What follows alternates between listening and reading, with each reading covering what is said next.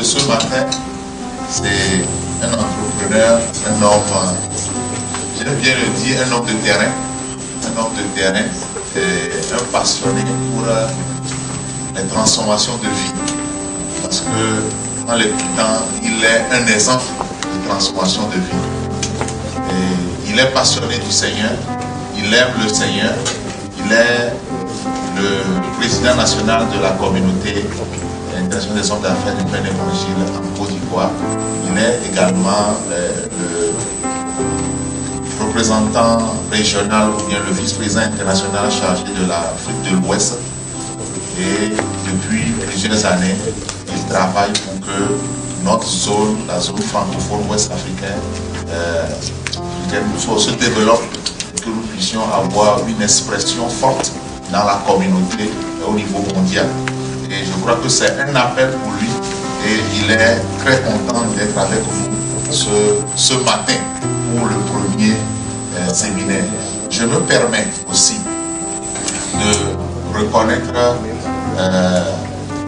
de parler d'abord du thème qui nous réunit ce matin, briser les moules. Briser les moules, peut-être ça peut vous sembler, qu'est-ce qu'on va dire. Il s'agit de sortir de quelque chose, d'aller au-delà de ce que tu as jusqu'alors, d'accomplir la vision de Dieu pour ta vie, la vision de la communauté, mais aussi d'accomplir quelque chose de nouveau pour ta propre vie. Donc, je voudrais, bien aimé, que vous puissiez m'aider à accueillir Monsieur Lucien Aouya sous vos ovations. Alors,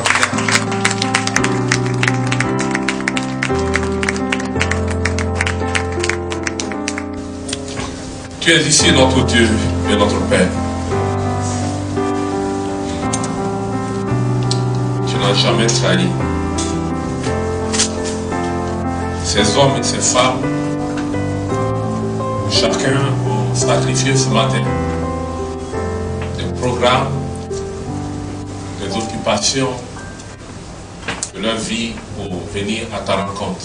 Je voudrais m'effacer donc, s'il te plaît, et te demander, Saint-Esprit, de venir prendre le contrôle. Certainement, quelqu'un veut entendre une parole. Certainement, quelqu'un a besoin d'une direction. Ton esprit est au milieu de nous. C'est pourquoi je prie dans le nom de Jésus que l'oreille de quelqu'un s'ouvre pour ton entendement, notre Dieu. Que les yeux de quelqu'un s'ouvrent ce matin. Que ta gloire, Seigneur, descende sur la vie ce matin. Que des cœurs, Seigneur, soient rassurés ce matin. Que ta consolation et que ta confirmation soit donnée à plusieurs. Oh, merci pour ta présence. Nous te donnons gloire et honneur. Dès maintenant et jusqu'à la fin de cette cérémonie, que ton esprit plane et que tu sois Seigneur dans cette salle et que les puissants Seigneur ne te confessent pas, restent liés jusqu'à ce que la gloire, celle que tu as prévue lorsque tes enfants s'assemblent, soit consommée et manifeste dans plusieurs vies. Au nom de Jésus. Amen. Amen. Amen. Voilà, je vais qu'on acclame le Seigneur parce que je ne suis pas bien pour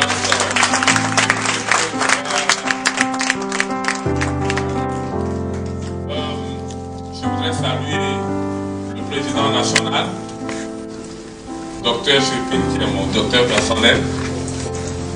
Chaque fois que nous nous rencontrons ailleurs, il prend soin de moi. Et aujourd'hui, je suis dans son fief. Merci mon docteur pour le privilège que tu me donnes d'être le premier intervenant au cours de cette promotion. Je pense que c'est ta première promotion en tant que président national. Voilà, on peut l'acclamer d'ailleurs pour ça.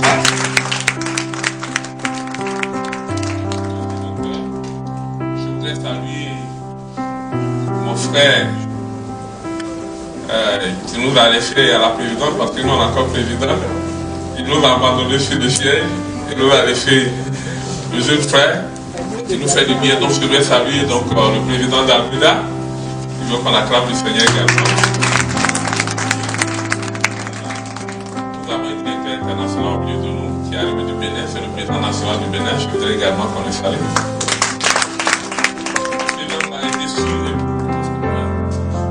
De David Odou Chena. David Odou Chena. Merci à tous ceux qui nous accompagnent de la Côte d'Ivoire. Madame Aka, qui est venue de Côte d'Ivoire. Et puis le chargé de communication en Côte d'Ivoire, M. Biedan Anoje. Ceux qui ont fait la Côte, qui sont arrivés à Abidjan, vous pouvez déjà le rencontrer à l'aéroport. Il a toujours pris soin de vous.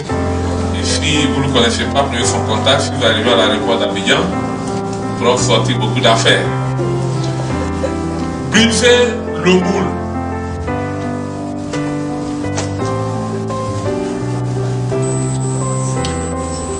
Je suis industriel moi-même. Je suis dans l'industrie cosmétique, détergente. C'est une des premières activités que j'ai commencé à faire. Je travaille pour beaucoup de laboratoires. Produit des produits pour le corps, des savons, et bien d'autres. Et quand j'ai été amené à parler de ce terme, briser le moule, je sais exactement de quoi il s'agit. Parce que pour produire le savon, nous avons besoin de moule. Et pour la plupart des produits, nous avons besoin de moule. Donc je sais de façon très pratique qu'est-ce que c'est que le moule et à quoi cela sert. Le moule, c'est un creux que nous concevons avec la matière liquide, de la matière solide. Ça peut être le bois, ça peut être le caoutchouc, ça peut être le fer. Alors, l'objectif, c'est de couler une matière qui est malléable. Ça peut être du liquide, mais qui va changer de forme. Donc, quand vous coulez cette matière-là à l'intérieur, au moment où ça prend la forme solide, ça garde la forme creuse que vous avez laissée. C'est pour ça que vous allez voir des savons qui sont longs, vous avez des savons qui sont ronds, vous en avez de toutes les formes que vous voulez en matière de produits. C'est ça le moule. C'est le moule qui donne la forme que vous voyez sur le terrain. Donc la plupart des produits que vous verrez qui sont solides sont faits à partir d'un moule. Hein? Voilà, nous qui sommes industriels, à quoi ça sert le moule? Même les cartons que vous voyez, sont faits à partir des moules. On leur donne une forme, hein, et on vous permet de la voir. Souvent vous demandez, mais comment est-ce qu'ils obtiennent cette forme? Non, c'est à partir des moules qu'on a conçus. Sur le plan social, donc, on peut aisément comprendre que le moule, c'est un modèle qui est imposé. Il est imposé pour façonner l'homme. Le moule. Là, c'est sur le plan social. C'est comme ça qu'il faut comprendre. C'est un modèle qui est imposé. Il est fait et puis on façonne l'homme pour qu'il soit comme ça. Mesdames et messieurs, je voudrais vous parler et je veux que vous notiez ce que je vais dire. Juste en une phrase. Seuls les disciples, je dis bien seuls les disciples peuvent changer le monde.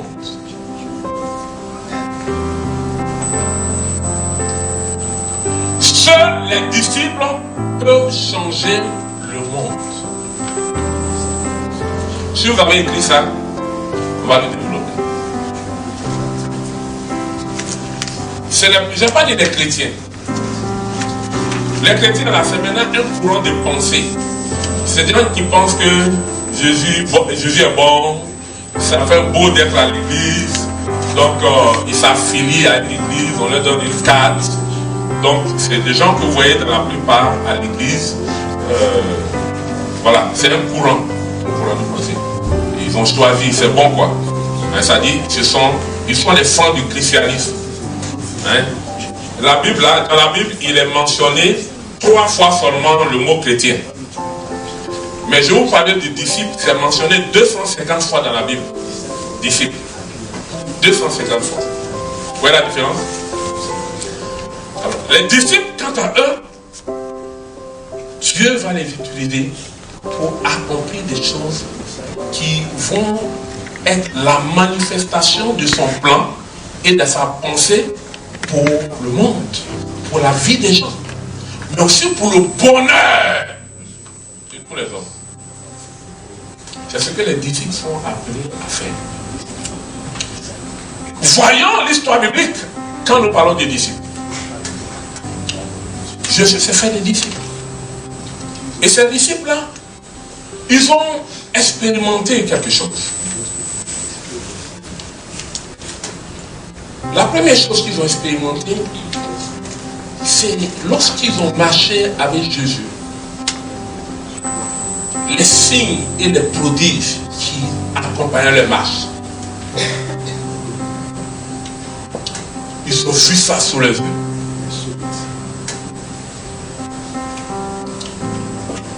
Et en voyant Jésus agir, ils ont établi la foi. Cette foi-là était basée sur celui qui était leur Seigneur, maintenant Dieu. Mais cela ne suffit pas.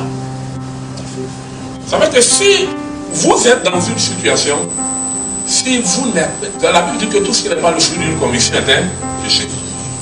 Les hommes qui ne sont pas des hommes de conviction ne peuvent pas changer le monde. Ils ne peuvent rien changer. Ils vivent une vie de routine, ils font ce que tout le monde fait et ils aboutissent en général au même résultat. Certaines personnes ont vécu dans un environnement qui était des trains quotidiens, mais ils ont réussi, c'est par hasard. Et donc, beaucoup n'ont pas pu maintenir cette richesse ou cette bénédiction parce qu'ils l'ont acquis de façon hasardeuse. Il y a beaucoup de souffrance dedans quand on réussit par hasard. Mais ces disciples-là, en marchant avec Jésus, ils ont établi la conviction à travers tout ce que Jésus faisait tous les jours. Leur conviction était tous les jours renforcée. Vous qui êtes des hommes d'affaires, vous savez comment vous établissez vos convictions. Quand vous avez un projet, vous cherchez dans tous les cas à vérifier, vous faites une étude de marché, vous faites des simulations. C'est la phase où un homme d'affaires, grand comme petit, établit une conviction par rapport au projet qu'il a dans le cœur. Quand vous avez fini cette phase de conviction, alors vous cherchez à passer dans la phase action, la réalisation. La plupart des gens qui portent un projet ont eu le temps d'établir des convictions en s'assurant que ça marche. Et mis dans telle situation, ils ont une réponse. Mis dans une autre situation, ils ont une réponse. Mis à part, ils ont une réponse. C'est exactement ce que les disciples de Jésus ont reçu.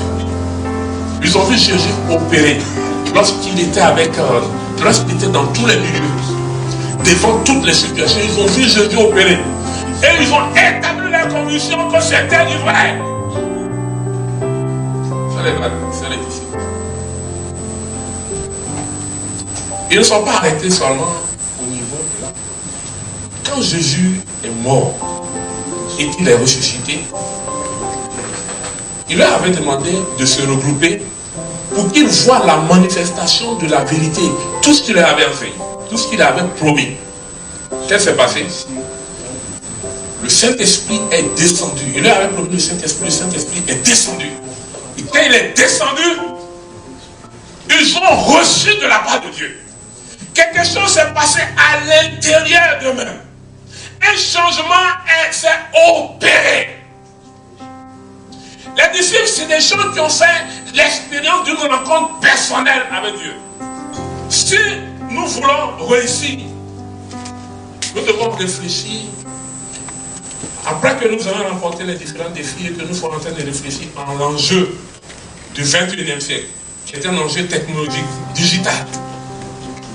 Il n'y a pas que ça, il y en a d'autres qu'on pourrait à l'occasion évoquer.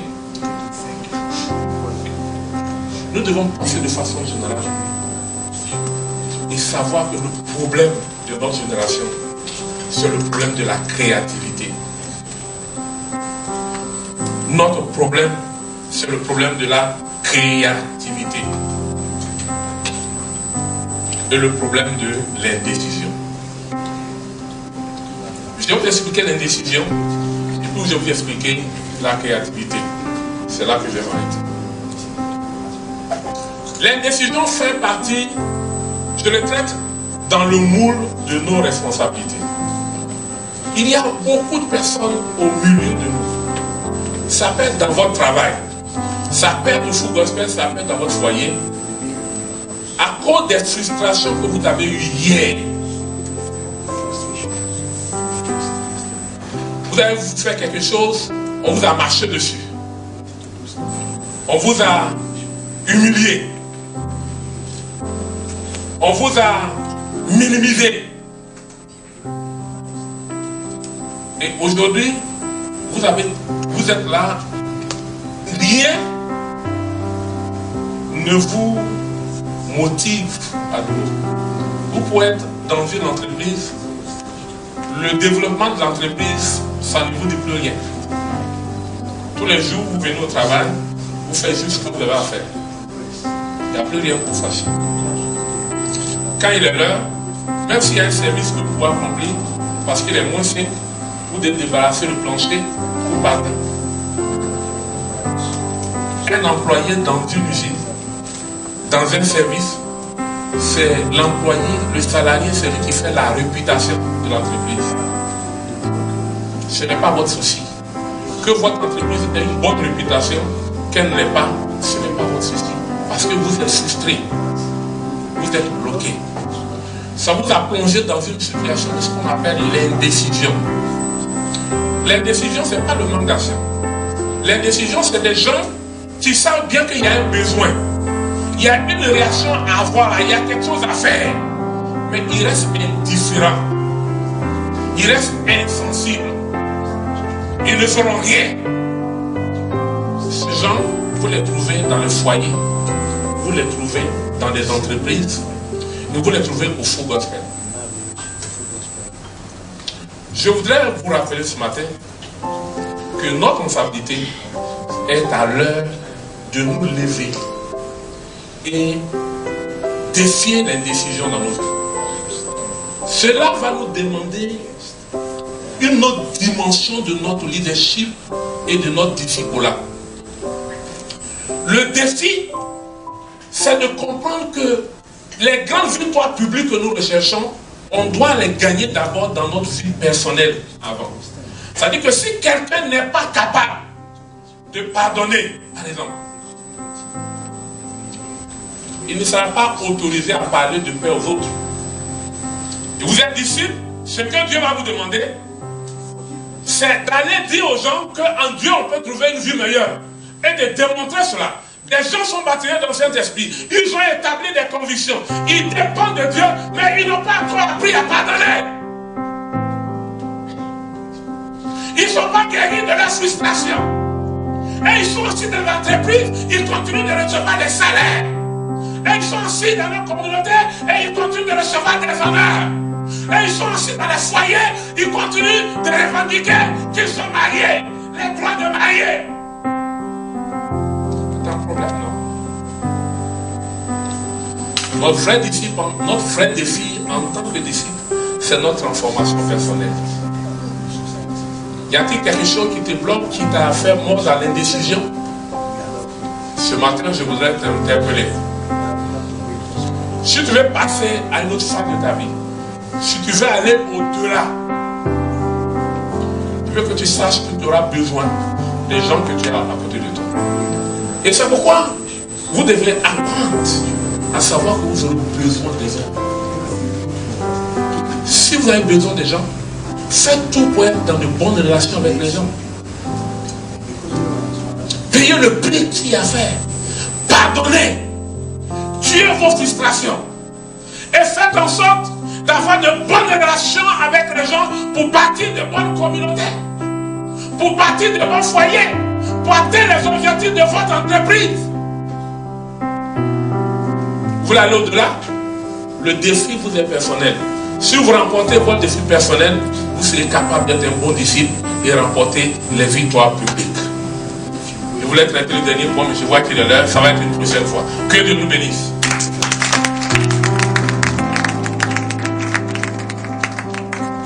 On va prier ensemble. Seigneur, donne-moi l'opportunité de briser le moule de ma vie personnelle, le moule de la société actuelle, et laisse-moi aller au-delà. On va prier ensemble. Prions.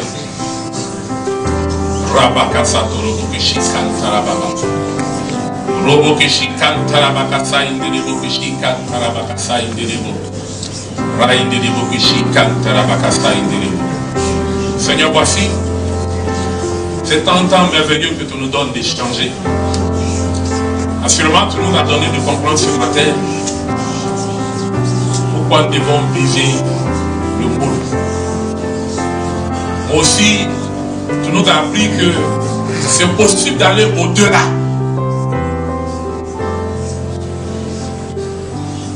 Seigneur, voici tes serviteurs. Ils ont entendu ta parole. Laisse-les garder la sémence dans leur cœur. Ce qui est venu du ciel, par ton esprit, que cela soit conservé dans leur cœur de façon précieuse. Arrose cela, Seigneur. Laisse croître et que cela produise du fruit dans leur vie d'entreprise, dans leur foyer, mais aussi dans notre chère communauté. Dire que nous sommes des disciples de notre temps. Cela ne doit pas dépendre de toi. Laisse-nous nous accrocher à toi pour faire la différence. Merci pour les vies. Merci pour les circonstances que tu disposeras tout au long de cette convention. Nous t'abandonnons chaque âme, nous t'abandonnons chacun d'entre nous. Nous te donnons toute la gloire au nom de Jésus. Amen. Amen.